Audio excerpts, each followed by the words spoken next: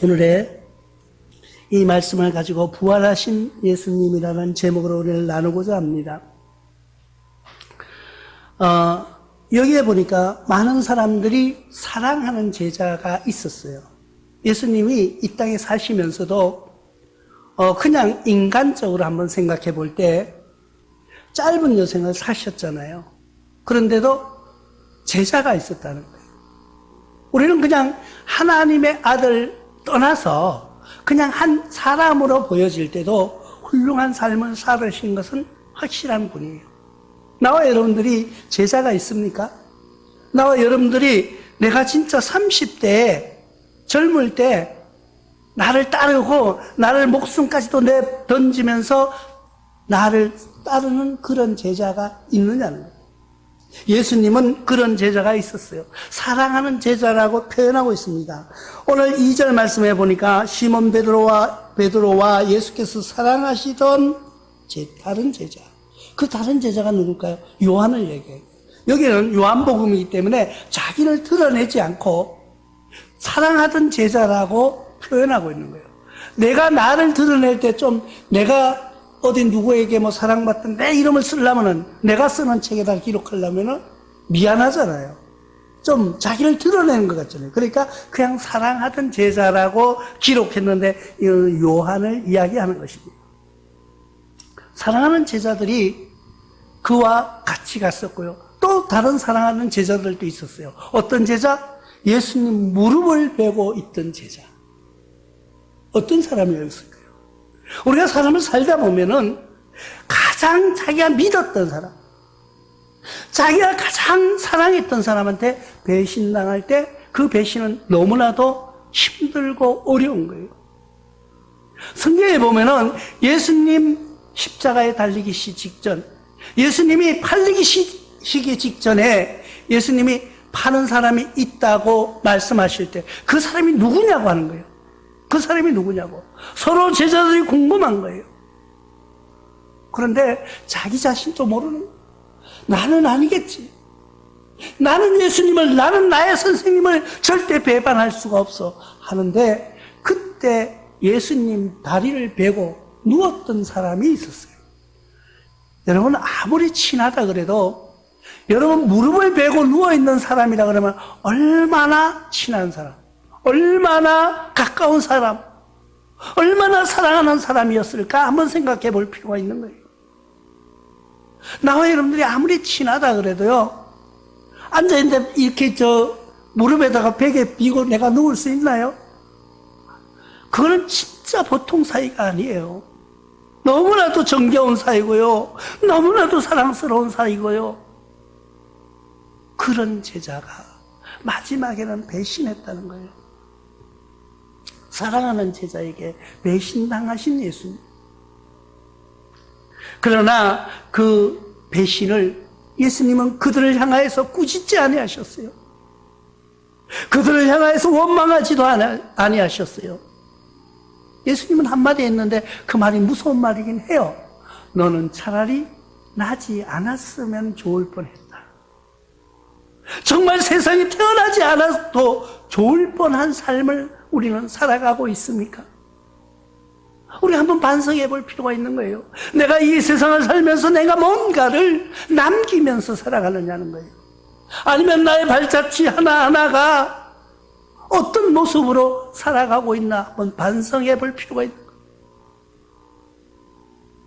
사람은 정말 너무나도 멀리 모르는 사람, 아니면 이 사람은 나와 상관없는 사람이라고 생각했는데 어느 순간에 보니까 다 아는 사람하고 연결되어 있더라고요. 세상은 그래서 너무나도 좁다. 내가 이번에 어떤 분을 만났어요. 이야기하다 보니까 자기 학교가 나오고요, 자기 친한 사람, 선배 후배가 나오는 거예요. 그래서 자기 선배가 누구라고 이야기하는 거예요. 자기가 운동을 했기 때문에 선배 이야기를 하는 거예요. 그래서 내가 전화를 꺼내가지고 전화를 탁 눌러가지고 통화하고 그 사람을 바꿔줬어요. 이 사람이 깜짝 놀라는 거예요. 어떻게 아냐고, 그 사람하고 어떻게 아냐고. 인간은요, 이 세상은요 그렇게 좁아요. 근데 우리 삶 속에서 내가 무엇을 어떻게 살아가느냐는 것이 중요하다는 거예요.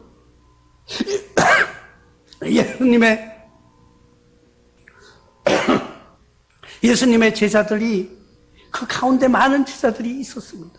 12제자는 우리에게 보여주는 특별한 대표적인 제자였고요. 그 안에도 수많은 무리들이 따라오고 있었다는 것을 우리는 압니다. 나와 여러분들은 예수님의 제자의 어느 쪽에 속하여 살아가고 싶습니다.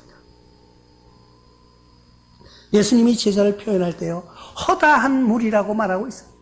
많은 무리들, 수많은 무리들, 군중들, 예수님을 따랐던 많은 무리들이 있었어요. 예수님이 들어오시는 그 순간 자기의 옷을 벗어서 예수님 타는 나귀 위에다 덮어주고, 그 길을 평탄케 하기 위해서 자기 옷을 벗어서 깔아주면서 예수님을 환호하던 제자들도 있었어요. 그리고 예수님을 파는 사람도 제자였다는 거예요. 그런데 그들이 왜 그랬을까요? 그들은 지혜가 부족했다고 성경은 말해주고 있습니다. 나와 여러분들은 어떤 지혜를 가지고 살아가고 있습니까? 나는 지금 예수님의 사랑스러운, 예수님의 그 은혜, 그 모습에 감동해서 살아가는 그런 지혜를 가지고 있습니까? 아니면 계산적으로 예수님은 이 땅에 왕으로 오셨는데 내가 지금 예수님하고 좀 친해져 가지고 예수님이 나를 인정해주고 왕으로 딱 세워지는 순간 나를 어디 장관에 앉혀주기를 바라고 예수님을 따르느냐. 이 제자들의 모습은 그랬어요. 이 제자들의 모습은 하나님의 아들로 오신 예수님, 하늘의 왕권을 가지고 오신 예수님이 아니라 이 세상의 왕으로 인정하고 이 세상의 왕권을 가지고 오신 예수님이라고 생각하고 왕이 되면은, 현 세상에서 대통령이 되면은 아마 나를 뭐 어떠한 방법으로 시장 하나 시켜주지 않을까, 뭐 그런 생각으로 따르던 사람들이 많았다는 거예요. 그것을 성경은 지혜가 부족하다고 말합니다. 마태복음 16장 11절을 통해서 어찌 내 말한 것에 떡에 관함이 아닌 줄을 깨닫지 못하느냐. 오직 바리새인과 사두개인들의 누룩을 주의하라 하시니. 이 세상 사람들은 말이에요, 떡만 바라보고 있다는 거예요. 예수님의 기적으로 나누어준 떡, 우리가 육신에 먹는 떡만 생각하고 있더라는 거예요. 정말 예수님의 그 사랑, 그 고귀한 모습은 생각하지 않고 우리가 먹는 것, 임시 주는 것, 그것만 생각하고 살아가고 있는 제자들의 모습을 우리가 한번 상상해 보시기 바랍니다. 나와 여러분들은, 아니면 세상 사람들이 왜 예수를 믿지 않을까요? 세상 사람들이 왜 교회의 이야기를 잘 듣지 않을까요? 이야기 들어보면은 전체 다 세상은 떡을 원하고 있는 거예요. 세상은 현실의 떡을 원하고 있는 거예요. 그런데 영적인 이야기를 하면은요, 이 이야기를 믿지 않아요. 듣지를 않으려고 하는 거예요. 왜? 떡을 주면은 당시 보이니까. 근데 이 떡이 어떻게 만들어지는가는 관심이 없는 거예요. 우리가 농사 짓는 사람들을 봅니다. 그 사람들이 얼마나 힘든지 몰라요. 그런데 그분들은 천지기로 생각하고 그 일을 하고 있는 거예요. 그러면서 스스로 위로합니다. 농자는 천하지 대본이라는 말을 써가면서 농사 짓는 사람이 천하의 근본. 맞아요. 만약에 그분들이 농사를 짓지 않는다고 생각해 보십시오. 여러분들이 어디 가서 쌀을 사서 먹겠습니까? 그런데 우리는 지금 어떤 생각을 해요? 아이고, 농사는 못 지어. 차라리 돈 주고 사 먹지. 그러면서 돈 주고 사는 건 우리가 쉽게 생각하는 거예요. 쌀이 어떻게 생산되어지는가를 생각하지 않는 거예요. 예수님의 사랑도 마찬가지예요. 예수님이 주시는 떡, 물고기만 생각했지 그 원인은 근본에 어떻게 만들어지는가를 생각하지 않았다는 거예요. 나와 여러분들은 어떻게 만들어지는가, 하나님의 사랑, 예수 그리스도의 그 고귀한 능력을 우리는 인정하고 있느냐는 거예요. 만약에 그것을 인정하고 그것을 시인한다면 예수님을 따를 수밖에 없는 거예요. 그런데 우리는 그냥 세상적으로 보여지는 거예요. 보여지는 것에 중요시하고 있다는 거예요. 제자들이 이렇게 묻습니다. 요한복음 3장 4절을 통해서 니고데모가 이르되 사람이 늙으면 어떻게 날 수 있사옵나이까? 두 번째 모태에 들어갔다 날 수 있사옵나이까? 성령으로 태어난다고 하니까, 거듭난다고 하니까 이 제자들이 수준이 이런 거예요. 니고데모라고 하면은 예수님의 제자 중에 제자에 속하는 사람들이에요. 무리가 아니에요. 예수님의 제자 중에, 중요한 제자 중에 들어가는 제자예요. 그런데 그 제자가 우리가 늙었는데 나이 들었는데 어떻게 다시 날 수 있습니까? 그러면 엄마 뱃속에 다시 들어갔다 또 나올까요? 이렇게 물을 정도의 사람들이 예수님을 따랐다는 거예요. 우리가 성령으로 거듭난다는 것, 변화된다는 것이 무엇이냐는 거예요. 나와 여러분들이 변화되는 것이 무엇이에요? 짧게 생각하면, 쉽게 생각하면 이 세상을 살아가면서 내가 진짜 남에게 또 이웃에게 모든 사람들에게 가족에게 불편한 존재였었는데 어느 날 예수님의 사랑을 알고 나니까 나는 필요한 존재로 바뀌어지는 것, 그것을 변화라고 생각하십니까? 그것은 큰 변화예요. 중요한 변화예요. 그러나 그것보다 더 변화되는 중요한 것이 있다는 거예요. 뭐예요? 떡을 생각하지 아니하고 하나님의 능력을 생각하는 거예요. 지금 우리가 떡을 먹는 그 떡에만 기준을 두는 것이 아니라 이 떡을 만들어내는 역사를 우리가 기억하는 거예요. 예수님의 능력을 기억하는 거예요. 예수님은 어떻게 말씀으로 저 떡을 만들어낼 수 있을까? 그것은 우리가 생각해 보면 간단한, 나와 여러분들이 요즘은 많은 전자제품을 가지고 살아갑니다. 휴대폰, 다 가지고 있는 휴대폰입니다. 휴대폰을 예를 들어서 여러분들이 좋은 휴대폰을 비싼 걸 가지고 있어요. 그리고 갔는데 어느 날 고장이 난 거예요. 고치러 이 수리점에 갔더니까 못 고친다는 거예요. 왜 못 고치냐고. 이 기계는 삼성 기계입니다. 우리는 애플이에요. 애플이 기계가 아무리 기술이 좋아도 삼성 기계를 고칠 수가 없어요. 왜? 부속품도 없고 기술이 다르기 때문에. 우리는 하나님이 인간을 창조했다는 것, 하나님이 흙으로 빚으셨고 그 코에다 생기를 넣어주셨다는 그 말씀을 믿느냐는 거예요. 성경을 믿는 것은 단순한 거예요. 나와 여러분들이 하나님 말씀 믿는 것, 하나님의 지혜를 깨닫는 것이 단순한 거예요. 어떻게? 창세기 1장 1절을 믿는 거예요.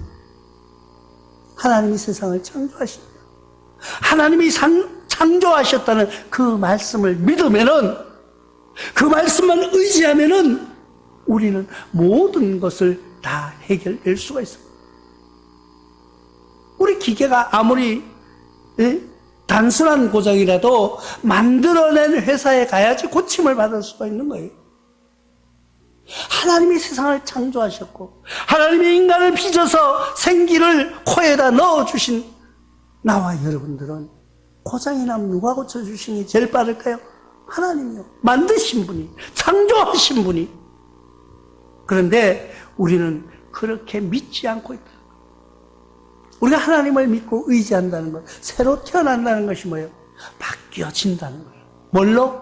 하나님이 창조하심을 믿고 그를 아버지라고 인정하는 거예요.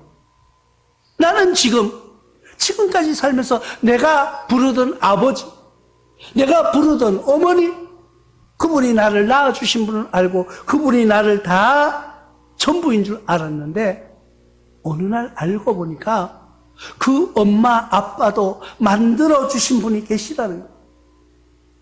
그러니까 그분을 존경했어요. 그분이 누구예요? 우리 할아버지더라고요. 우리 아버지를, 우리 할머니 할아버지가 낳아주셨기 때문에 아버지 엄마를 통해서 내가 태어났구나. 그래서 할머니를, 할아버지를 존경했는데 그 후에 또 할아버지 할머니가 또 계시는 거예요.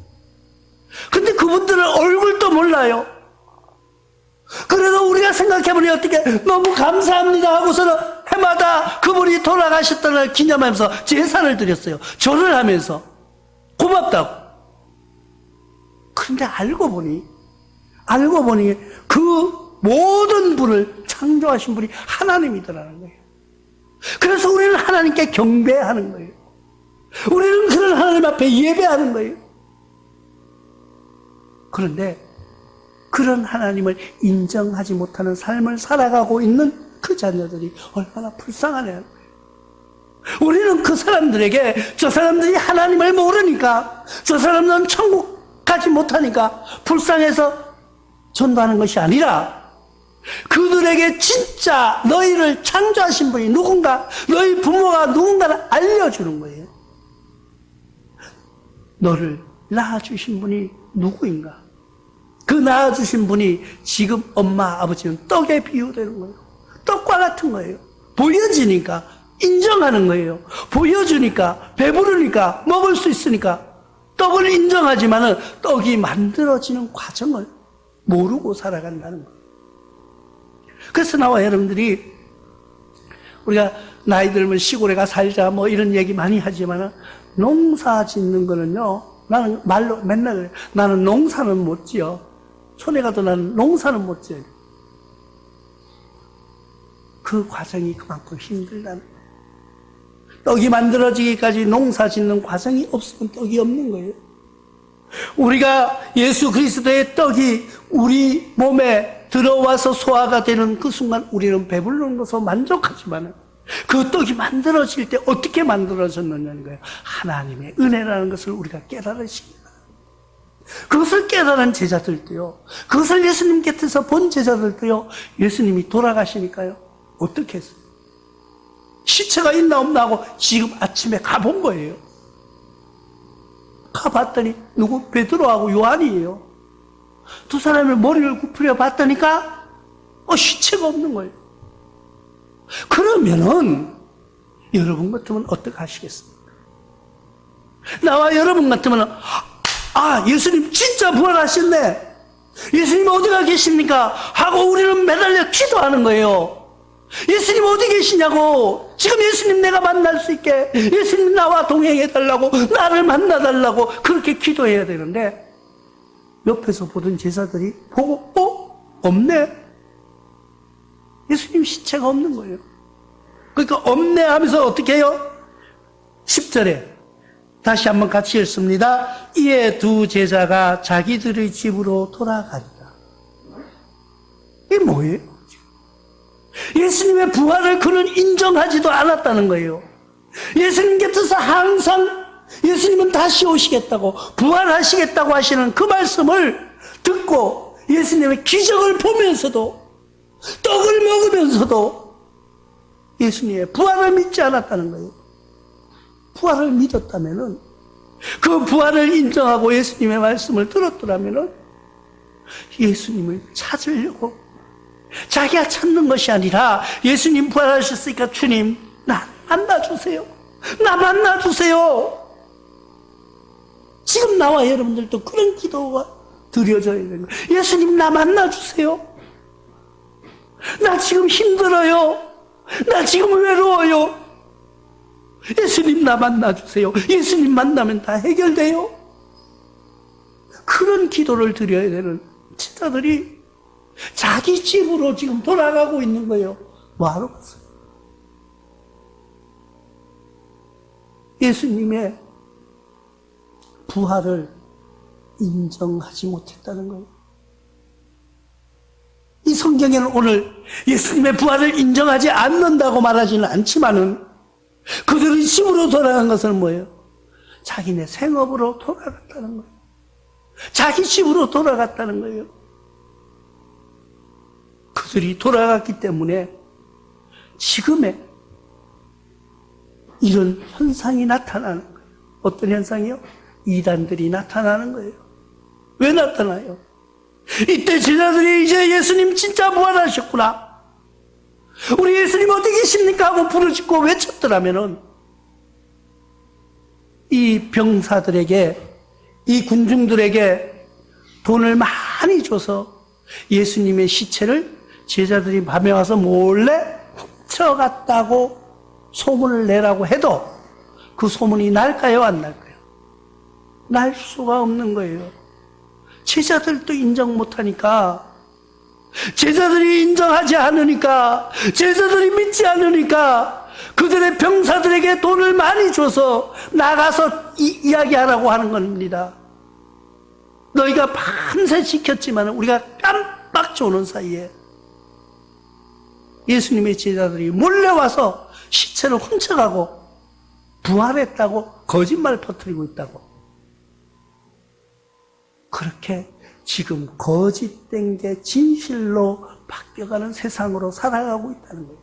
만약에 이때 제자들이 집으로 돌아가지 않았더라면, 그 자리에서 반항했더라면, 병사들을 향해서 당신들이 밤새도록 지켜놓고 당신들이 어디 누구 한 사람 들어올 수도 없게 그렇게 틈틈이 지켜놓고 무슨 제자들이 훔쳐갔다고 하느냐고 반항했더라면 아마도 지금 내가 예수라는 사람은 없을 거예요. 그런데 그 말을 인정하고 집으로 돌아간 이 제자들, 말씀에 무지했다는 거예요. 우리는 그래서 성경을 자꾸 읽어야 되는 거예요. 나는 성경이 무슨 뜻인지 이해하지 못해요. 여러분, 솔직히 성경을 한번 읽어가지고 이해될 것 같으면은 다 박사예요. 저는요, 성경을 매일 봐도 이해가 안 돼요. 저는 매일 봐도요, 내가 이 성경을 보면서 이렇게 줄을 치면서 읽어요. 줄을 치면서 읽는데, 그러면 줄을 쳤다는 말은 내가 읽었다는 거예요. 근데 어느 날 다시 보면은요, 생전 처음 보는 말씀 같은 거예요. 내가 이런 말씀이 있었네? 성경은 모릅니다. 그래서 자꾸 읽다가 보면 하나님의 은혜로, 하나님의 능력으로 내가 깨닫게 되는 거예요. 마태복음 22장 29절을 통해서 이렇게 말씀하십니다. 예수께서 대답하여 이르시되 너희가 성경도 하나님의 능력도 알지 못하는 거로 오해하였도다. 이 제자들, 돌아가는 제자들, 집으로 돌아가는 그 제자들을 향하여 예수님이 말씀하는 그런 음성으로 들리지 않습니까? 아니면은 지금 이 음성이 나를 향하여서 들려오는 예수님의 말씀으로 들려지지는 아니하십니까? 요한복음 20장 9절에 그들이 성경에 그가 죽은 자 가운데서 다시 살아나야 하리라 하신 말씀을 아직 알지 못하더라. 제자들도 아직 알지 못하는 거예요. 예수님께서 살아나신다고 하신 말씀을, 예수님께서 살아나신다고 했던 그 말씀을 기억하지 못하고 있다는 거예요. 우리는 그 말씀을 기억하는 삶을 살아가시기를 바랍니다. 나와 여러분들은 그들의 마음속에서 뜨거운 역사가 일어나 우리들 마음속에서 울려 퍼지는 예수 그리스도의 음성이 들려지는 이 시간이 되시기를 부탁을 드립니다. 세상에 많은 정보와 세상에 많은 홍수 속에 들려지는 말씀이 있지만은, 그러나 주님의 말씀은 오늘 우리에게 들려지실 때 그들이 성경에서 그가 죽은 자 가운데서 다시 살아나야 하리라 하신 말씀을 아직 알지 못하더라가 아니고, 나와 여러분들은 그 말씀을 이해하고 그 말씀이 들려지는 그런 시간이 되시기를 주님의 이름으로 축원합니다.